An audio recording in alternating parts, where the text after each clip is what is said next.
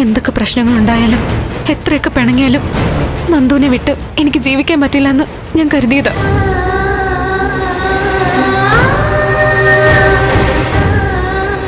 നന്ദു എന്നോട് ചെയ്ത തെറ്റുകളൊക്കെ പുറത്താലും ഇനിയൊന്നും ആവർത്തിക്കില്ല എന്ന് വാക്ക് തന്നാലും ഞങ്ങൾക്ക് സ്വപ്നം കണ്ട ജീവിതം കിട്ടില്ല.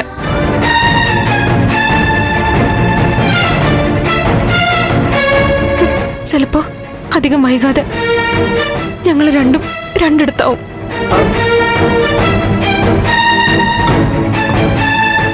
ഞാൻ എന്റെ വീട്ടിലും നന്ദു ജയിലിലും.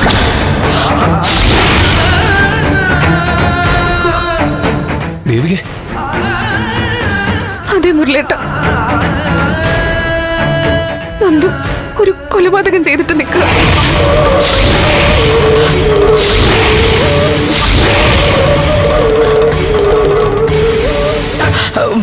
മോളെ, നീ എന്തൊക്കെയാ പറയണത്?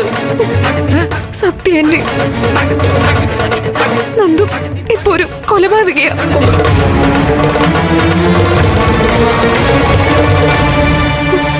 നന്ദു കൊന്ന ആളിനെ നിങ്ങൾ അറിയും.